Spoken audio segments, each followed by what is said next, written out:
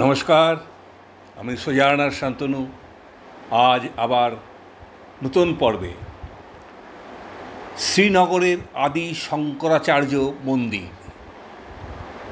কাশ্মীর উপত্যকার এক প্রভাত, চারপাশে তুষার ঢাকা পাহাড়, লাল ডাল লেকের জলে আকাশের প্রতিচ্ছবি, আর সেই লেকের পাড় থেকে দৃষ্টি তুলে তাকালেই দেখা যায় এক পাথরের পাহাড়, গোপাদারি হিলস।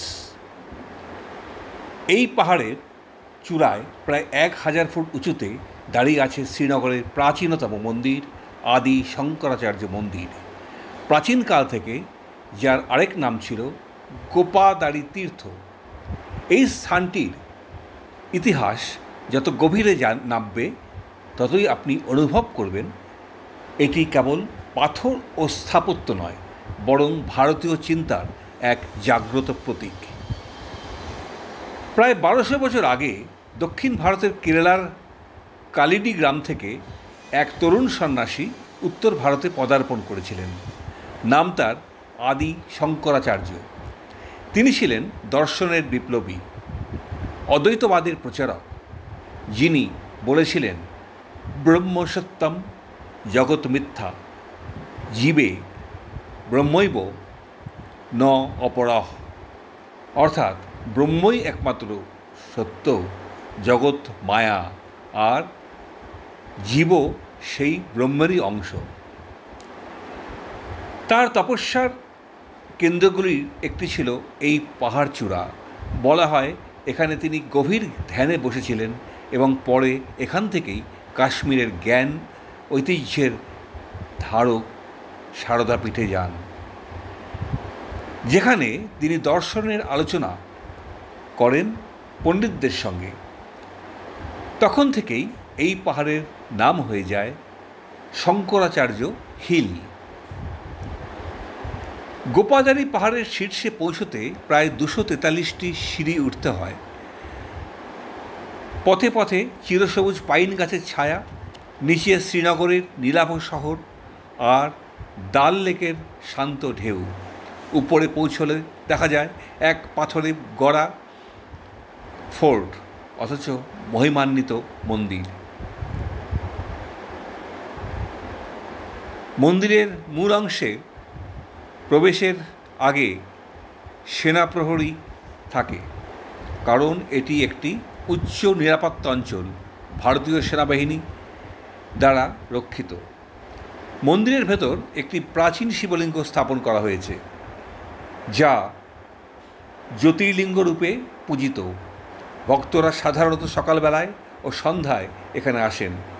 বিশেষ করে শ্রাবণ মাসে এই মন্দিরে তীর্থযাত্রীদের ভিড় হয়। এই মন্দির কেবল একটি শৈব তীর্থ নয়, এটি এক দার্শনিক ধ্যানক্ষেত্র। এখানে দাঁড়িয়ে আপনি অনুভব করবেন বাইরের পাহাড়ের শান্তি আর অন্তরের নীরবতা যেন একাকার হয়ে গেছে।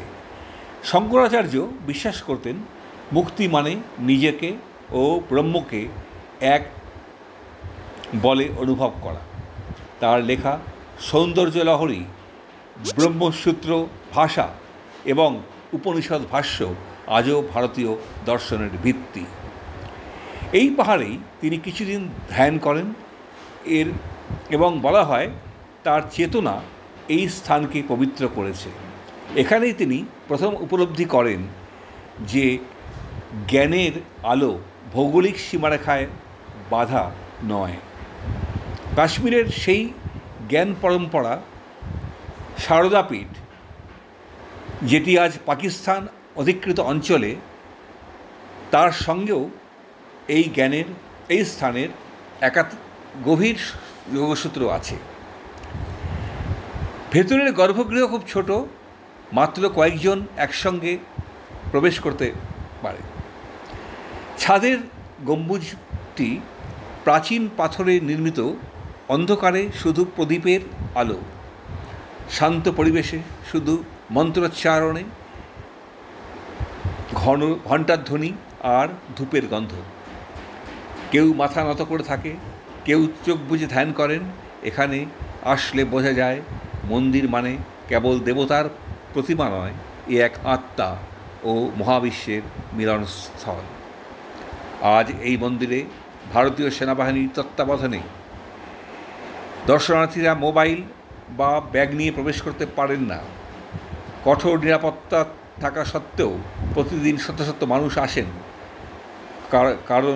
কারো কাছে এটি তীর্থস্থান, কারো কাছে এটি ইতিহাসের অংশ, আর কারো কাছে নিছক এক শান্তির আশ্রয়। মন্দিরের প্রাঙ্গণ থেকে নিচে থাকালে দেখা যায় বিস্তৃত ডাল লেক, যেন এক বিশাল আয়না। হাউসবোটগুলি ছড়ানো মুক্তোর মতো জ্বলজ্বল করছে সূর্যের আলোয়।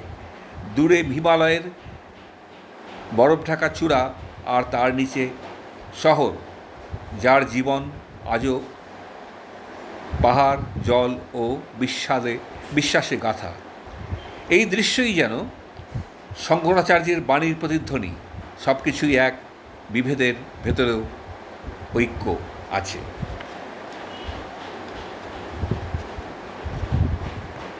যখন সূর্য অস্ত যায় আর পাহাড়ের ওপর পড়ে কমলা আভা, তখন মন্দিরের ঘণ্টা বাজে ধীরে ধীরে। সেই মুহূর্তে মনে হয় হাজার বছরের ইতিহাস, দর্শন আর প্রার্থনা যেন মিশে গেছে হিমালয়ের বাতাসে। শঙ্করাচার্য এই স্থানে যা রেখে গিয়েছিলেন তা কেবল একটি মন্দির নয়, বরং জাগরণের বীজ।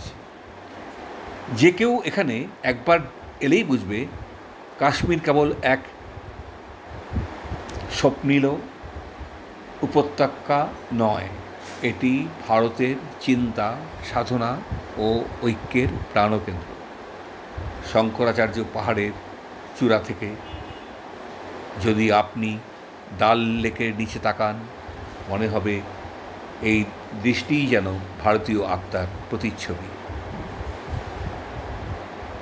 নিচে বিচিত্র জীবন, উপরে অদ্বৈতের নীরবতা, আর মাঝখানে আপনি নিজে এক অনুসন্ধানী আত্মা। আজ এই পর্যন্ত। যদি ভালো লাগে অবশ্যই সাবস্ক্রাইব করবেন, লাইক কমেন্টস করবেন। যদি কিছু জানবার ইচ্ছা থাকে বা মনে হয় জানবার কথা, কমেন্ট বক্সে জানাতে পারেন।